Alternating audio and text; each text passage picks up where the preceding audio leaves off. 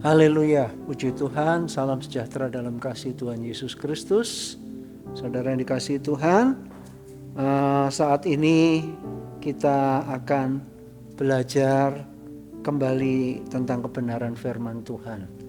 Ya, jangan menyembunyikan dosa. Ya, puji Tuhan, ayatnya di dalam Amsal pasal 28 ayat 13. Amsal 28 ayat 13. Begini bunyi firman Tuhan, siapa menyembunyikan pelanggaran tidak akan beruntung, tetapi siapa mengakuinya dan meninggalkannya akan disayangi. Puji Tuhan, siapa menyembunyikan pelanggarannya tidak akan beruntung, tetapi siapa mengakuinya dan meninggalkannya akan disayangi. Puji Tuhan. Bapak Ibu Saudara yang dikasihi Tuhan, haleluya, dari ayat ini kita diberitahu bahwa menyembunyikan pelanggaran atau dosa itu bukan satu hal yang baik, bukan mendatangkan keberuntungan. Jadi jangan salah ya, seringkali orang berpikir, untung dia tidak tahu. Saudara, untuk sementara aman, tetapi percayalah firman Tuhan ya dan amin. Siapa menyembunyikan pelanggaran, menyembunyikan dosa tidak akan beruntung. Cepat atau lambat apa yang disembunyikan pasti terbuka.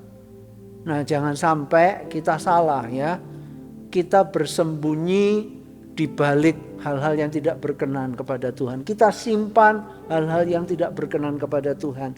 Nah, di Alkitab dicatat di Yosua pasal 7. Pada waktu bangsa Israel di bawah kepemimpinan Yosua, Musa dipanggil Tuhan, Yosua dilantik, dipilih oleh Tuhan, diurapi oleh Tuhan untuk memimpin bangsa Israel masuk menduduki tanah perjanjian.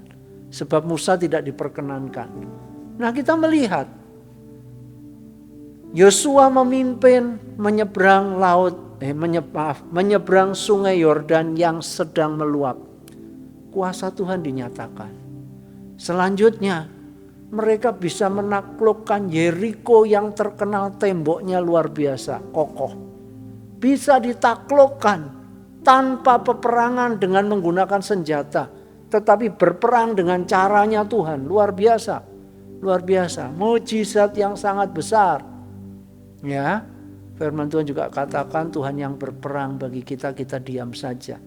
Nah, cara perang yang tidak masuk akal. Nah, selanjutnya Yosua disuruh memimpin menyerbu yang berikutnya, kota Ai. Sebelum menyerbu kota Ai, Yosua kirim pengintai. Nah, sesudah pengintai ke sana, pengintai pulang berkata apa? Sudah Yosua, enggak usah seluruh rakyat maju berperang. Ini jauh lebih ringan. Nah, singkat cerita Yosua mendengarkan. Mereka maju menyerang Ai, tapi apa yang terjadi? Ternyata melawan Yeriko yang kuat mereka menang. Sekarang melawan Ai yang lebih lemah, jauh lebih lemah. Ternyata bangsa Israel kalah. Yosua menangis. Tuhan, kenapa ini terjadi Tuhan? Kenapa? Kok Tuhan biarkan ada orang-orang Israel yang tewas? Nah, saudara, Tuhan memberitahu Yosua, sudah jangan nangis seperti itu. Rakyatmu tidak mendengarkan firman-Ku. Nah, jadi firman Tuhan, rupanya Tuhan sudah berbicara sebelum mereka menduduki Yeriko. Bahwa ada barang-barang yang tidak boleh mereka ambil, tapi harus ditumpas. Ternyata di antara orang Israel ada yang melanggar firman Tuhan, ada yang menyembunyikan pelanggarannya, yaitu Akan. Nah, saudara, kita lihat benar firman Tuhan. Siapa menyembunyikan pelanggarannya tidak akan beruntung. Jadi mari Bapak Ibu Saudara yang dikasihi Tuhan, jangan kita menyembunyikan dosa. Jangan kita menyembunyikan pelanggaran. Jangan kita menyembunyikan hal-hal yang tidak berkenan. Sekalipun manusia tidak tahu. Nah, kalau kita lihat Akan, siapa yang tahu? Tidak ada yang tahu. Akan mencuri barang-barang yang dikhususkan, kemudian dia simpan di kemahnya, dia gali, dia simpan, dia tutupi dengan barang-barang yang lain. Manusia, Yosua bisa tidak tahu, teman-teman Akan bisa tidak tahu, tetapi Tuhan tahu. Nah, Bapak Ibu Saudara yang dikasihi Tuhan, mari kita belajar jadi pribadi yang dengar-dengaran. Ya, jangan kita menyembunyikan dosa. Menyembunyikan dosa bukan justru keadaan kita lebih baik. Justru kita kehilangan keberuntungan. Kita kehilangan hal-hal yang baik. Di sini dikatakan kehilangan kemenangan. Ada kematian, ada bangsa Israel yang tewas.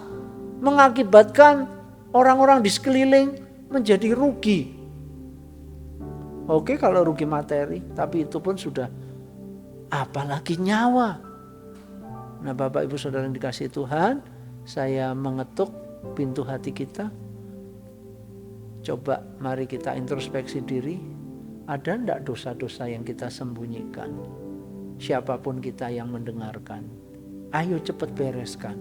Oh saya masih baik, iya. Percaya dah. Cepat atau lambat yang namanya dosa pelanggaran yang disembunyikan, di sini jelas dikatakan tidak akan beruntung. Jadi saudara, mari kita introspeksi diri, bereskan. Kalau kita menyembunyikan sesuatu yang tidak berkenan, cepat bereskan.